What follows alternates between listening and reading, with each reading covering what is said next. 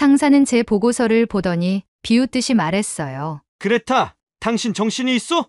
왜 우리가 그딴 후진국인 한국의 방식을 배워야 한다는 거요? 어차피 한국은 다 중국 거를 베껴가는 나라이고 우리 중국의 속국이었다고. 세계를 선도하는 최강국 중국식으로 하라고. 여기 중국의 한 대기업 회의실에서 중국인과 독일인의 대립이 벌어지고 있는데요. 대체 무슨 일이 벌어진 걸까요? 오늘의 사연 시작합니다. 시청하시기 전 구독과 좋아요 먼저 꾹 눌러주시면 감사하겠습니다.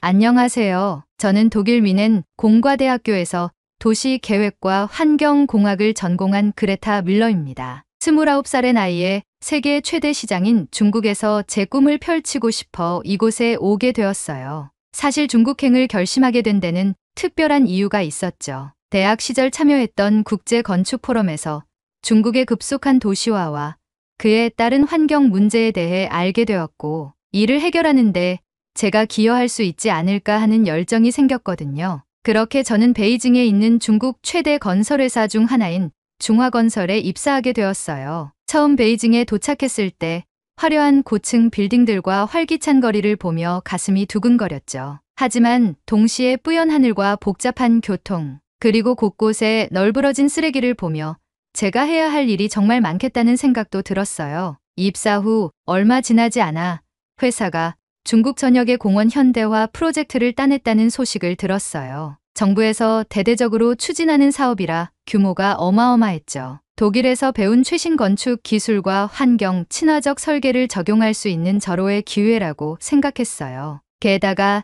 제가 평소에 관심이 있던 분야여서 더욱 기대가 컸죠. 그런데 이게 웬일이죠?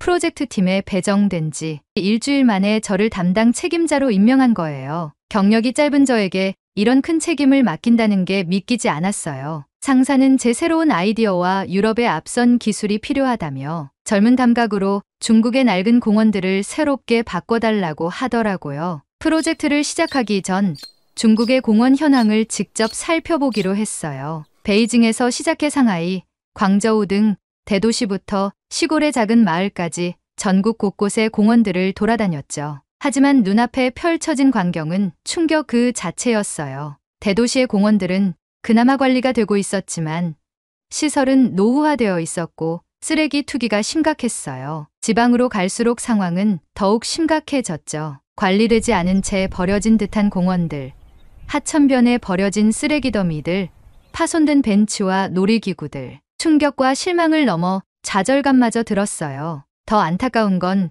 공원을 이용하는 시민들의 모습이었어요. 쓰레기를 아무데나 버리고 심지어 자기 집 쓰레기 봉투와 부서진 가구들을 공원에 버리고 갔더라고요. 꽃밭을 짓밟고 마음대로 지나다니며 고층 아파트에서 쓰레기를 무단 투척해 길에 지나가는 사람이 다치기도 했지요. 독일에서는 상상도 할 수 없는 광경이었어요. 하지만 가장 충격적인 건 공공장소에서의 배변 문화였어요. 어느 날 베이징 시내를 걷다가 한 어머니가 아이의 바지를 내리고 길가에서 똥을 싸게 하는 걸 봤어요. 처음엔 제가 잘못 본 줄 알았는데 이런 광경이 여기저기서 반복되더라고요. 심지어 버스와 지하철 안, 엘리베이터에서도 다 큰 성인이 용변 보는 걸 보고 말았어요. 나중에 알고 보니 카이당쿠라는 밑이 터진 바지를 입혀 아이들이 아무 데서나 용변을 보게 하는 문화가 있다고 해요. 그러니 성인이 돼서도 길거리 아무 데서나 옷을 내리고 용변을 보는 게 아무렇지 않은 거였죠. 이건 중국에서 꽤 흔한 일이더라고요. 심지어 한국이나 유럽의 유명 관광지에서도 중국 관광객들의 용변 문제로 물의를 일으킨 뉴스를 접하고 정말 아연실색했죠. 이런 상황을 보니 제가 이 큰 일을 해낼 수 있을까 걱정이 됐어요. 하지만 동시에 이런 생각도 들었죠. 바로 이런 상황이기에 제가 여기 온 게 아닐까? 중국의 공원 문화를 조금이라도 바꾸는데 도움이 될 수 있다면 그것만으로도 의미 있는 일이 될 거예요. 그렇게 마음을 다잡고 본격적인 프로젝트 계획에 들어갔어요. 독일에서 배운 공원 시스템과 환경, 친화적 설계를 기반으로 중국의 실정에 맞는 새로운 공원 모델을 만들어내기로 했죠. 하지만 이 과정에서 예상치 못한 여러 어려움에 부딪히게 되었어요. 독일에서 배운 첨단 공원 시스템을 중국에 도입하려는 제 노력은 처음부터 난관에 부딪혔어요. 가장 먼저 시도한 것은 베이징 중심가의 한 작은 공원에 자동 화장실을 설치하는 거였죠. 독일에서는 아주 흔한 시설이에요. 사용 후 자동으로 청소되고 소독되는 시스템이라 위생적이고 관리도 쉬워요. 설치 첫날, 저는 흥분된 마음으로 공원을 찾았어요. 그런데 웬걸 화장실 앞에 한 무리의 사람들이 있는 거예요. 알고 보니 문을 어떻게 열어야 할지 몰라 난리가 난 거였어요. 어떤 분은 센서를 무시하고 문을 억지로 열다가 경보음이 울리기도 했죠. 다행히 현장에서 사용법을 설명하면서 이 문제는 해결했어요. 하지만 이게 끝이 아니었죠. 일주일 후 점검을 갔더니 화장실이 완전히 망가져 있더라고요. 누군가 자동 청소 시스템을 고장 내고 휴지통을 뜯어갔더라고요. 심지어 센서까지 훼손되어 있었어요. 이 사건 후 회사에서는 제 제안에 더욱 회의적인 시선을 보냈어요. 그레타, 당신 아이디어는 좋지만 너무 앞서 나간 것 같아요. 우리는 좀 더 단순한 것부터 시작해야 할 것 같네요. 라고 상사가 말하더라고요. 하지만 저는 포기하지 않았어요. 이번에는 공원의 쓰레기 문제를 해결하기 위해 독일에서 흔히 볼 수 있는 분리수거 시스템을 도입하기로 했죠. 색깔별로 구분된 쓰레기통을 설치하고 재활용 교육 프로그램도 준비했어요. 그런데 이것도 문제가 생겼어요. 사람들이 분리수거 개념을 이해하지 못하고 아무 쓰레기통에나 버리는 거예요. 어떤 분들은 큰 쓰레기통이 있는데도 그냥 바닥에 쓰레기를 버리고 가더라고요. 정말 좌절감이 들었어요. 그때 한 청소부 아저씨가 저에게 다가와 이렇게 말씀하시더라고요. 아가씨, 좋은 뜻으로 한 일인 건 알지만 우리나라 사람들의 생활 습관을 바꾸는 건 그렇게 쉽지 않아요. 시간이 필요해요. 이 말을 듣고 제 접근 방식에 문제가 있었다는 걸 깨달았어요. 단순히 선진 시스템을 들여오는 것만으로는 부족했던 거죠. 중국 사람들의 생활 습관과 문화를 고려하지 않은 제 실수였어요. 앞선 실패에서 교훈을 얻은 저는 이번엔 신중하게 접근했어요. 베이징 교외의 작은 공원을 선정해 새로운 시스템을 적용하기로 했죠. 독일식과 중국 현실을 적절히 조화시킨 디자인을 만들었어요. 우리는 3개월 동안 밤낮 없이 일했어요. 튼튼한 소재로 만든 운동기구, 절전형 조명, 분수대, 어린이 놀이터 등을 설치했고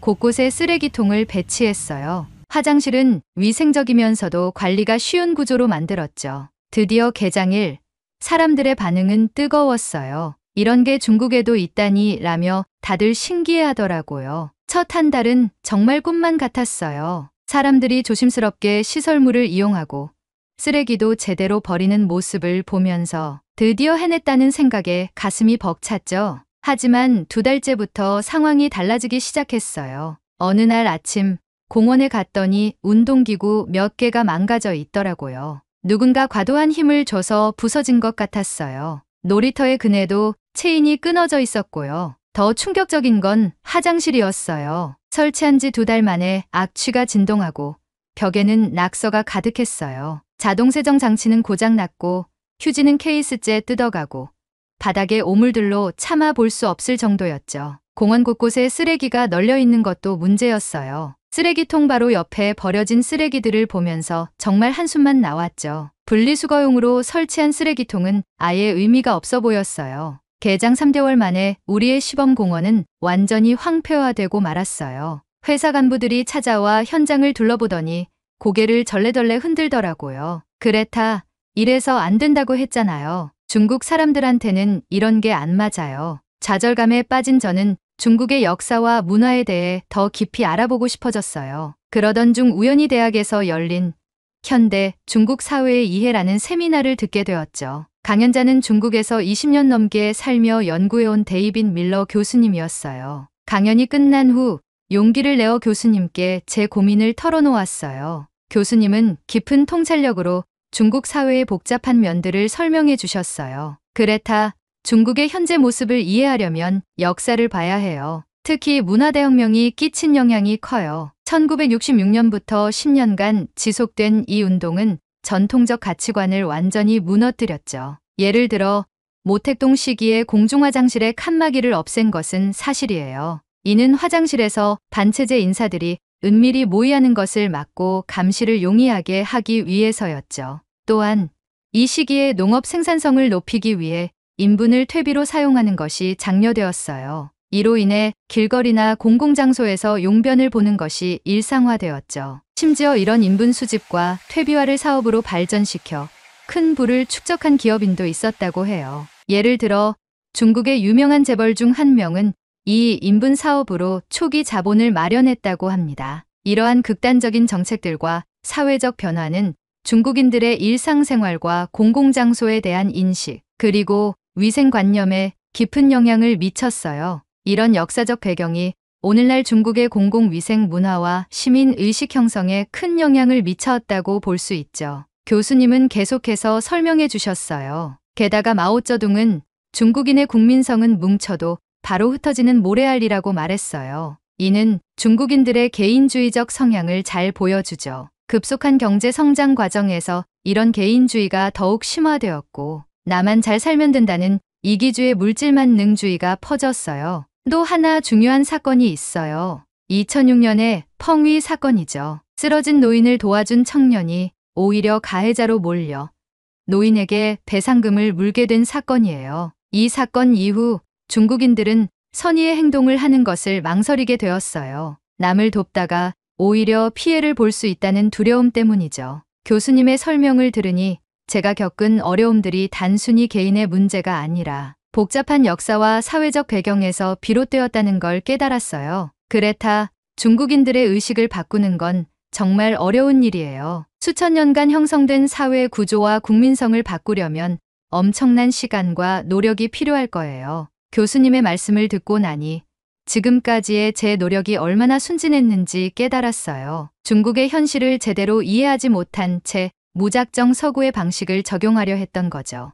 이제 저는 중국의 현실을 더 깊이 이해하고 새로운 접근 방식을 모색해야 한다는 걸 깨달았어요. 하지만 어떻게 해야 할지 아직은 막막하기만 했죠. 교수님의 말씀을 듣고 나서 저는 시설 개선만으로는 부족하다는 걸 깨달았어요. 중국인들의 의식을 바꾸는 것이 더 중요하다고 생각했죠. 그래서 깨끗한 공원 만들기 캠페인을 시작했어요. 첫 번째로 시도한 건 공원 청소 자원봉사 프로그램이었어요. 매주 토요일마다 공원에서 청소를 하면서 시민들에게 공원을 깨끗이 사용하는 방법을 알려주기로 했죠. 처음에는 겨우 5명의 자원봉사자만 모였어요. 그중 2명은 무료 티셔츠를 받으려고 온 것 같았죠. 우리가 열심히 청소하고 있는데 한 아이가 다가와 물었어요. 아줌마 뭐해요? 제가 설명해 주자 그 아이가 흥미를 보이며 같이 하고 싶다고 하는 거예요. 그 모습을 본 부모님도 함께 동참해 주셨죠. 이 작은 시작이 희망이 되었어요. 두 번째로 시도한 건 공원 지킴이 프로그램이었어요. 공원 주변에 사는 주민들 중 자원자를 모집해서 매일 공원을 감시하고 관리하는 역할을 맡기기로 했어요. 처음엔 반응이 시원치 않았지만 꾸준히 설득한 끝에 10명의 자원자를 모을 수 있었죠. 그 중에 장 아저씨라는 분이 계셨는데 은퇴하신 분이었어요. 처음엔 시큰둥하셨지만 활동을 하면 할수록 열정적으로 변하시더라고요. 어느 날은 공원에 쓰레기를 버리는 젊은이를 붙잡고 한참을 설득하시는 모습을 봤어요. 그 모습에 감동받아 주변 사람들도 하나둘 동참하기 시작했죠. 세 번째로 시도한 건 어린이 교육 프로그램이었어요. 주변 초등학교와 협력해서 우리 공원 지키기 수업을 만들었죠. 아이들에게 공원의 중요성과 깨끗이 사용하는 방법을 가르쳤어요. 수업의 일환으로 공원에서 자연 관찰 활동을 했는데 한 아이가 물었어요. 선생님, 왜 우리 공원에는 새가 별로 없어요? 이 질문을 계기로 아이들과 함께 새를 위한 둥지와 물 공간을 만들어 보기로 했죠. 아이들의 열정은 대단했어요. 직접 나무 조각으로 둥지도 만들고 물통도 설치했죠. 그리고 몇 주 뒤 정말로 새들이 찾아오기 시작했어요. 아이들은 너무나 신이 나서 매일같이 새를 관찰하러 왔고 자연스럽게 공원을 깨끗이 유지하는 것에 관심을 갖게 됐죠. 이런 활동들이 조금씩 효과를 보이기 시작했어요. 공원의 쓰레기가 줄어들고 시설물 파손도 눈에 띄게 감소했죠. 사람들의 표정도 밝아지는 것 같았어요. 하지만 이런 작은 변화들도 오래가지 못했어요. 시간이 지나면서 점점 더 많은 문제들이 나타나기 시작했죠. 자원봉사자들의 수가 점점 줄어들었어요. 처음에는 열정적으로 참여하던 사람들도 점차 흥미를 잃어갔죠. 매주 와서 다른 사람들이 버린 쓰레기를 치우는 게 지겹다는 말들이 나오기 시작했어요. 공원 지킴이 프로그램도 난관에 부딪혔어요. 열심히 활동하시던 장 아저씨가 어느 날 공원에서 쓰레기를 버리는 청년들과 말다툼을 하다가 폭행을 당하신 거예요. 그 일 이후로 다른 지킴이들도 하나둘 그만두기 시작했죠. 어린이 교육 프로그램도 문제가 생겼어요. 학교에서 공원 관리는 정부의 일이지 왜 우리 아이들이 해야 하냐는 항의가 들어오기 시작한 거예요. 결국 프로그램은 중단될 위기에 처했죠. 가장 큰 타격은 펑위 사건과 비슷한 일이 우리 공원에서 일어났을 때였어요. 한 중년 남성이 넘어진 노인을 도와주다가 오히려 노인에게 밀쳤다는 누명을 쓰게 된 거죠. 이 사건 이후로 사람들은 더욱 서로를 경계하기 시작했고 누군가 어려움에 처해도 모른 척 지나치는 일이 잦아졌어요. 결정적으로 공원에 설치했던 새 시설물들이 하나둘 망가지기 시작했고 새 둥지들이 없어지고 죽은 새들이 바닥에 떨어져 있었어요. 누군가 고의로 부수고 새들을 죽인 흔적이 역력했죠. 경찰에 신고도 해봤지만 증거가 없다며 제대로 조사도 하지 않았어요. 모든 노력이 물거품이 되는 것 같아 정말 좌절감이 컸어요. 어느 날 공원 벤치에 홀로 앉아 지난 시간을 돌아보고 있었죠. 그때 한 노인분이 다가오셔서 제게 말을 걸으셨어요. 젊은이, 자네가 그 외국인 아가씨구만. 자네가 우리 공원을 위해 애쓰는 걸 봤네. 하지만 말이야, 우리나라는 자네가 생각하는 것보다 훨씬 더 복잡하단다. 수천 년의 역사가 우리를 만들었어. 하루아침에 바뀔 순 없지. 노인의 말씀을 듣고 나니 제가 얼마나 순진했는지 깨달았어요. 회사로 돌아와 보고서를 제출했지만 상사의 반응은 차가웠어요. 그레타, 당신의 노력은 인정하지만 우리는 비즈니스를 하는 곳이에요. 이런 식으로는 안 됩니다. 그 순간 저는 완전히 무력감에 빠졌어요. 제가 꿈꾸던 변화는 너무나 멀고 힘든 길이었던 거예요. 중국의 현실은 제가 생각했던 것보다 훨씬 더 심각했죠. 그날 밤 저는 한숨만 쉬며 생각에 잠겼어요. 과연 내가 여기서 무얼 할 수 있을까?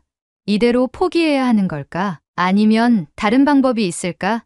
답을 찾지 못한 채 저는 깊은 고민에 빠져들었습니다. 좌절감에 빠져있던 어느 날 우연히 컴퓨터에서 VPN 가상사설망을 사용해서 유튜브를 보다가 한국의 한 유튜브 채널을 발견했어요. 서울의 공원들에 대한 정보와 영상들이 가득했죠. 깨끗하고 잘 정돈된 공원의 모습에 저는 깜짝 놀랐어요. 이 영상을 시작으로 한국의 공원 문화에 대해 더 자세히 알아보기 시작했어요. 여러 자료를 찾아보며 한국의 공원 관리 시스템과 시민 참여 프로그램에 대해 공부했죠. 특히 서울시의 공원 돌보미 제도와 1인 1평 공원 가꾸기 운동 같은 프로그램들이 인상적이었어요. 한 달 정도 자료 조사를 한 후 저는 회사에 한국의 공원 시스템을 견학해보는 것이 어떻겠냐고 제안했어요. 중국과 거리와 문화적으로 가까운 한국의 사례를 연구해보면 좋은 아이디어를 얻을 수 있을 것 같아요 라고 설명했죠. 하지만 회사의 반응은 차가웠어요. 그레타, 우리는 최강국 중국의 기업이에요. 굳이 소국 한국에서 배울 필요가 있을까요? 한국이 중국에 와서 배워야죠 라는 대답이 돌아왔죠. 그래도 저는 포기하지 않았어요. 몇 주에 걸쳐 상사를 설득했고 결국 개인 휴가를 내서 다녀오되 회사 차원의 지원은 없다는 조건으로 허락을 받아냈어요. 그렇게 저는 5일간의 연휴를 이용해 사비로 한국의 서울을 방문하게 되었어요. 한국행 비행기에 오르면서 이번 여행이 제 프로젝트의 새로운 돌파구가 되길 간절히 바랐죠. 서울에 도착한 첫날, 저는 바로 여의도 한강공원으로 향했어요. 그곳에서 본 광경은 정말 놀라웠죠. 넓은 잔디밭에는 가족들이 돗자리를 펴고 피크닉을 즐기고 있었고 자전거 도로에는 수많은 사람들이 자전거와 인라인 스케이트를 타고 있었어요. 가장 인상 깊었던 건 쓰레기통 주변이었어요. 사람들이 자발적으로 쓰레기를 분리수거하는 모습을 보고 깜짝 놀랐죠. 게다가 공원의 화장실은 무료로 개방되어 있었어요. 놀라웠던 건 이 무료 화장실이 정말 깨끗하게 유지되고 있다는 거예요. 사람들이 정말 조심스럽게 사용하는 것 같았죠. 보통 공중화장실에서 나는 악취 대신 오히려 은은한 향기가 나서 더욱 놀랐어요. 한국 사람들의 공공시설 이용 문화가 정말 대단하다고 느꼈죠. 다음 날은 서울숲을 방문했어요. 이곳에서 공원 레인저라는 분을 만나 이야기를 나눌 수 있었죠. 그분이 설명해 주시길 서울숲에는 시민들이 자원봉사로 참여하는 숲 코디네이터 프로그램이 있다고 해요. 이들이 방문객들에게 공원의 생태계에 대해 설명해주고 공원을 깨끗이 사용하도록 안내한다고 하더라고요. 어머, 저게 뭐죠? 잘 가꿔진 공원을 둘러보던 중 어린이들이 꽃사슴들에게 먹이를 주는 모습이 보였어요. 순하고 예쁜 꽃사슴들이 노니는 도심 한복판의 공원이라니 상상할 수 없는 아름다운 광경이었습니다. 세 번째 날에는 남산공원을 찾았어요. 여기서 남산숲 가꾸기 활동에 참여하고 계신 어르신들을 만났죠. 은퇴하신 분들이 자발적으로 나무를 돌보고 숲길을 정비하는 모습에 감동받았어요. 한 할아버지께서 말씀하시길, 우리가 가꾼 숲을 우리 손주들이 즐길 수 있다고 생각하니 보람차요 라고 하시더라고요. 마지막 날, 저는 한국의 도시개발 컨설팅 회사인 그린시티를 방문했어요. 이곳에서 박민호 대표님을 만나 한국의 공원 정책과 시민 참여 프로그램에 대해 자세히 들을 수 있었죠. 박 대표님은 공원은 단순한 녹지 공간이 아니라 시민들의 삶의 질을 높이는 중요한 요소라며 시민들이 주인의식을 갖고 참여할 때 진정한 의미의 공원이 된다고 말씀하셨어요. 한국에서의 5일은 정말 눈 깜짝할 사이에 지나갔어요. 하지만 이 짧은 시간 동안 본 것들은 제 인생을 바꿀 만큼 강렬했죠. 중국으로 돌아가는 비행기 안에서 저는 이 경험을 어떻게 중국에 적용할 수 있을지 곰곰이 생각했어요. 한국에서 돌아온 후 저는 흥분된 마음으로 회사에 보고서를 제출했어요. 한국의 공원 관리 시스템과 시민 참여 프로그램을 상세히 설명하고 이를 우리 프로젝트에 적용해보자고 제안했죠. 하지만 회사의 반응은 차가웠어요. 상사는 제 보고서를 보더니 비웃듯이 말했어요. 그레타, 당신 정신이 있어? 왜 우리가 그딴 후진국인 한국의 방식을 배워야 한다는 거요? 어차피 한국은 다 중국 거를 베껴가는 나라이고 우리 중국의 속국이었다고. 세계를 선도하는 최강국 중국식으로 하라고. 저는 필사적으로 설득해보려 했어요. 하지만 부장님, 한국의 공원은 정말 아름답고 깨끗해요. 그들의 시민 참여 프로그램은 우리에게도 큰 도움이 될 거예요. 그러자 상사는 더욱 화를 내며 말했죠. 그레타, 당신은 아직 중국의 위대함을 이해하지 못하고 있어. 우리의 깊은 역사와 찬란한 문화는 우리의 속국이었던 한국과 달라. 그들의 방식이 우리에게 맞을 리가 없잖아. 이후 회사 내에서 제 입지는 더욱 좁아졌어요. 동료들은 저를 외국 문화에 현혹된 철없는 직원으로 여기는 것 같았고 제가 추진하던 프로젝트들은 하나둘 다른 사람들에게 넘어갔죠. 그럼에도 불구하고 저는 마지막으로 한 번 더 시도해보기로 했어요. 작은 규모의 시범 프로젝트를 제안했죠. 하지만 이마저도 거절당했어요. 우리는 당신의 허황된 꿈을 위해 회사의 돈을 낭비할 순 없소라는 말을 들었죠. 그 순간 저는 깨달았어요. 제가 꿈꾸는 변화는 중국에서는 불가능하다는 것을요. 중국은 너무나 중화 사상에 깊이 뿌리 박혀 있고 이타적인 마음과 공동체 의식이 부족하다는 것을 인정할 수밖에 없었어요. 며칠 동안 깊은 고민 끝에 저는 큰 결심을 하게 됐어요. 중국을 변화시키려는 시도를 포기하고 한국으로 가기로 한 거죠. 한국에서 배운 선진 시스템을 제 조국인 독일의 발전에 적용해보고 싶었어요. 사직서를 제출하는 날 상사가 오만한 태도로 저를 불렀어요. 그레타, 내 열정은 인정한다. 하지만 이제 정신 차려. 감히 세계 최강국 중국을 바꾸려 들다니. 너무 건방진 거 아냐? 우리 중국인에게 맞게 공원 설계를 하라는데 뭘 그리 바꾸고 싶어 하는 거지? 상사의 말에 저는 참았던 분노가 폭발했어요. 그래요. 이제 완전히 깨달았어요. 중국은 절대 바뀌지 않을 거예요. 당신들은 자기들만 잘났다고 생각하지만 실상은 전 세계가 중국인들을 꺼려하고 있다는 걸 모르시는군요. 여행 가서 민폐 끼치고 공공장소에서 아무데나 침 뱉고 쓰레기 버리고 똥 싸는 중국인들 때문에 세계 각국이 얼마나 골치 아픈 줄 아세요? 난 이제 진짜 선진국인 한국에서 배운 걸 독일에 적용할 거예요. 당신들처럼 우물 안개구리로 살고 싶지 않아요. 이 말을 내뱉으며 저는 뒤도 돌아보지 않고 사무실을 박차고 나왔습니다. 짐을 싸면서 저는 한국에서 만난 박민호 대표님이 건넨 명함을 꺼내 보았어요. 언제든 한국에서 일하고 싶다면 연락 주세요 라고 적혀 있었죠. 이제 그 제안을 받아들일 때가 온 것 같았어요. 새로운 시작을 향한 첫걸음을 내디디며 저는 설레는 마음으로 한국행 비행기에 올랐습니다. 한국에 도착해서 공원을 이용하는 한국 국민들의 모습을 보자 심신의 안정감이 들고 행복감이라는 게 느껴졌죠. 어느 날 올림픽 공원을 산책하다가 한 가족을 보게 되었어요. 아이가 과자 봉지를 땅에 버리려고 하자 엄마가 바로 말렸어요. 우리 공원은 우리 집처럼 소중해. 쓰레기는 저기 분리수거함에 버려야지. 아이는 곧바로 이해하고 쓰레기를 제대로 버리더라고요.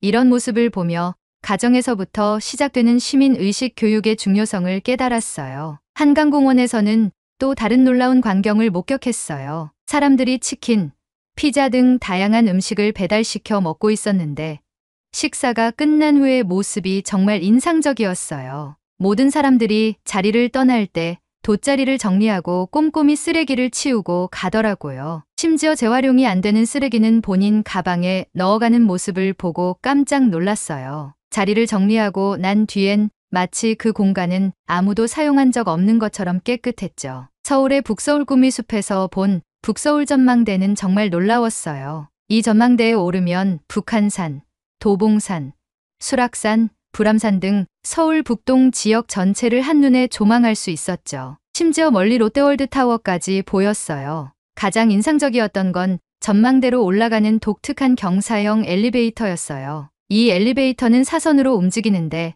평소에 타던 수직 엘리베이터와는 완전히 다른 경험이었죠. 느리게 올라가면서 주변 경관을 감상할 수 있어 마치 관광 명소 같았어요. 또한 공원 내에 있는 꾸미 스파트 센터도 인상적이었어요. 연극, 클래식 공연, 전시회 등 다양한 문화 행사가 열리고 있더라고요. 도심 속 공원에서 이렇게 수준 높은 문화생활을 즐길 수 있다니 정말 놀라웠습니다. 용산공원에서 본 친환경 텃밭 프로그램은 정말 인상적이었어요. 총 179구획 중 162구획을 시민들에게 분양한다는 점이 놀라웠죠. 특히 오무 원칙인 무화학 비료, 무화학 농약, 무비닐 멀칭, 무쓰레기통, 무유전자 조작 작물을 철저히 지키며 운영되는 모습이 환경을 생각하는 한국의 선진적인 공원 문화를 잘 보여주는 것 같았어요. 이런 프로그램을 통해 시민들이 직접 농작물을 재배하면서 환경의 중요성을 체감하고 이웃들과 소통하며 도시 농업의 가치를 느낄 수 있다는 점에서 한국의 공원 문화가 얼마나 발전했는지 다시 한번 실감할 수 있었어요. 역시 한국이야. 진작 한국에 와서 배웠어야 했어. 이제 저는 이곳에서 배운 모든 것을 가지고 독일로 돌아가려 해요. 물론 독일은 선진국이지만 한국에서 보고 배운 것들을 생각하면 우리에게 아직 부족한 부분이 많다는 걸 인정하지 않을 수 없어요. 예를 들어 우리 독일의 공원은 체계적으로 관리되고 있지만 한국의 공원처럼 다양한 기능을 갖추지는 못했어요. 한국의 공원은 단순한 휴식 공간을 넘어 문화, 예술, 교육의 장으로 활용되고 있더라고요. 서울숲에서 본 야외 도서관과 생태학습장, 올림픽공원의 야외 공연장 등은 정말 인상적이었어요. 또한 한국의 공원은 세대 간 교류의 장으로도 훌륭히 기능하고 있어요. 어린이부터 노인까지 모든 세대가 함께 어울리는 모습이 정말 보기 좋았죠. 특히 노인들을 위한 건강기구와 젊은이들을 위한 스포츠 시설이 공존하는 모습은 우리 독일에서는 보기 힘든 광경이에요. 더불어 한국의 공원은 도시 재생과 밀접하게 연계되어 있다는 점도 놀라웠어요. 서울로 7017이나 경의선 숲길공원처럼 폐철로를 활용해 만든 공원들은 도시 재생의 훌륭한 사례로 보였습니다. 이런 접근은 우리 독일에서도 많이 배워야 할 점이에요. 무엇보다 한국 시민들의 높은 시민의식과 깨끗한 공공장소 문화는 정말 부러워요. 독일 사람들도 규칙은 잘 지키지만 한국처럼 자발적으로 공공장소를 내 집처럼 깨끗이 사용하는 문화는 아직 부족한 것 같아요. 지금은 오히려 한국이 이런 부분에서 독일을 앞서가고 있다고 느껴요. 한국의 빠른 발전 속도와 혁신적인 접근 방식, 그리고 시민들의 높은 참여의식은 정말 배울 점이 많아요. 한국은 제게 새로운 시각과 희망을 준 곳이에요. 이 경험은 제 인생에서 가장 값진 선물이 될 거예요. 이제 이 소중한 경험을 바탕으로 독일의 공원 문화와 시민의식을 한 단계 더 발전시키는 데 기여하고 싶어요. 언젠가 독일 사람들도 한국처럼 훌륭한 공원 문화를 가질 수 있기를 희망합니다. 오늘의 감동 택배 사연은 여기까지입니다. 그레타 씨가 한국의 선진 공원 문화를 보고 큰 감동을 받아 독일 공원에도 적용해보고 싶다고 하니 대한민국 국민으로서 큰 자부심을 느끼고 더욱더 우리나라의 공원을 아끼고 깨끗이 사용해야겠다고 다짐하게 됐습니다. 영상을 나가시기 전 구독과 좋아요 꾹 부탁드려요. 시청해 주셔서 감사합니다.